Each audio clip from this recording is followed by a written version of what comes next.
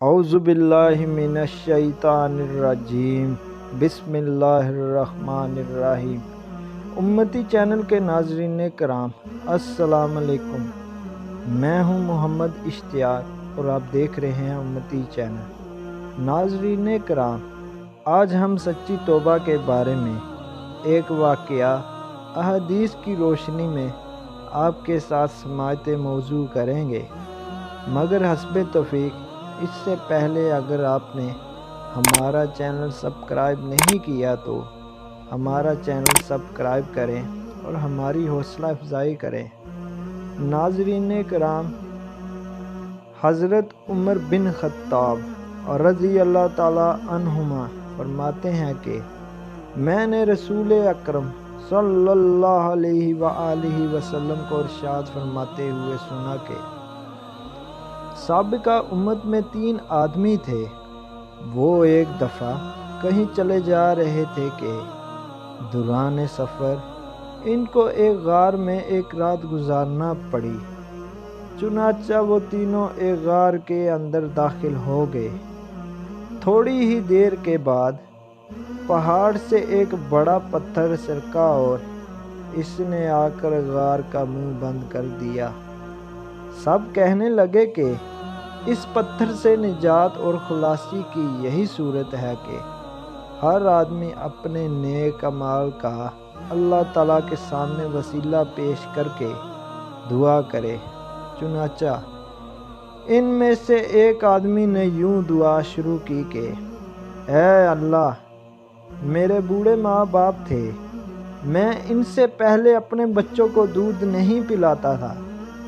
ایک دن میں درختوں کی تلاش میں دور نکل گیا۔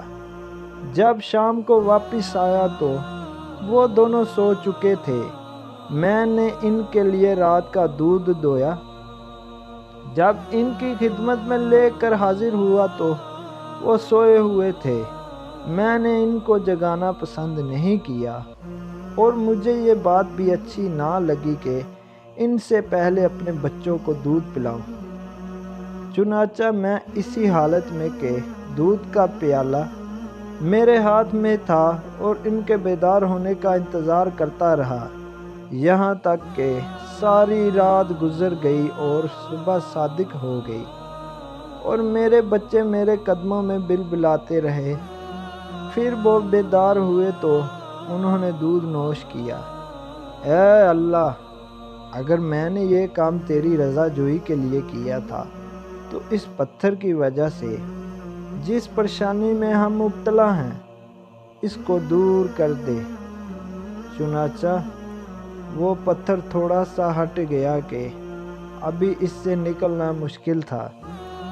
پھر دوسرے آدمی نے یوں دعا کی کہ اے اللہ، میری ایک چچا زاد بہن تھی، وہ مجھے بہت پسند تھی کہ میں اس سے اس قدر محبت کرتا تھا جس قدر کوئی مرد عورت سے محبت کرتا ہو، بلکہ اس سے بھی زیادہ۔ ایک دن میں نے اس سے برائی کا ارادہ کیا تو وہ نہ مانی، حتیٰ کہ وہ قحط میں مبتلا ہوئی تو میرے پاس آئی۔ میں نے اس کو 120 دینار اس شرط پر دیے کہ وہ مجھے برائی کا موقع دے گی۔ وہ تیار ہو گئی، یہاں تک کہ جب میں نے اس پر قابو پا لیا تو ایک روایت میں ہے کہ جب میں اس کی 2 ٹانگوں کے درمیان مشاورت کے لیے بیٹھ گیا تو وہ کہنے لگی کہ خدا سے ڈرو، جائز طریقہ ہی پردہ بکارے زائل کرو۔ پس میں اس سے دور ہو گیا، حالانکہ وہ مجھے بہت زیادہ محبوب تھی۔ جو سنا میں نے اس کو دیا تھا واپس نہیں لیا۔ اے اللہ، اگر میں نے یہ کام تیری خوشنودی کے لیے کیا تو اس مصیبت سے ہمیں نجات دے دے جس میں ہم مبتلا ہیں۔ چنانچہ وہ پتھر پھر تھوڑا سا مزید اپنی جگہ سے ہٹ گیا کہ ابھی اس سے نکلنا مشکل تھا۔ پھر تیسرے آدمی نے دعا کی اے اللہ، میں نے چند مزدور اجرت پر رکھے تھے، ایک آدمی کے سوا سب کی مزدوری میں نے ادا کر دی۔ وہ آدمی جس کی مزدوری میں نے ادا نہیں کی تھی وہ اپنی مزدوری چھوڑ کر چلا گیا تھا۔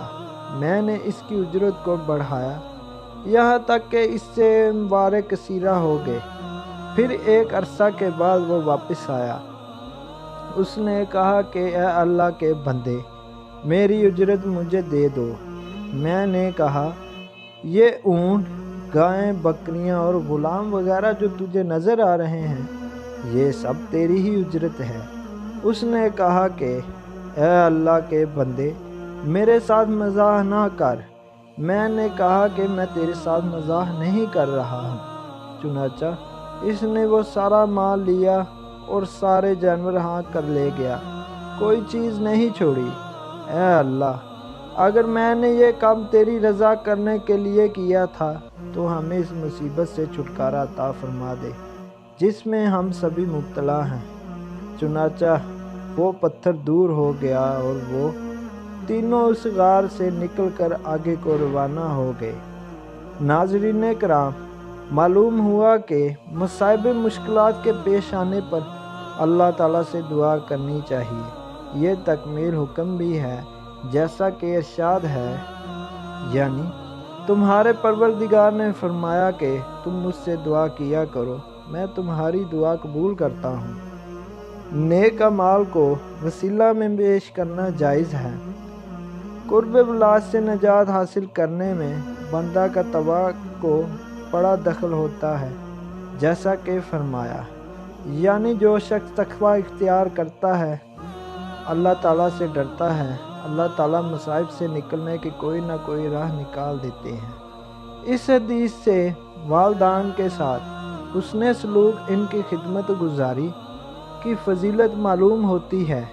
نیز معلوم ہوا کہ ان کو دوسروں پر ترجیح دینا باعث فضیلت کا کام ہے۔ قرآن کریم میں اس کی مشروعیت پر یہ آیت دلیل ہے اور حدیث نبوی صلی اللہ علیہ وآلہ وسلم میں فرمان دلیل ہے۔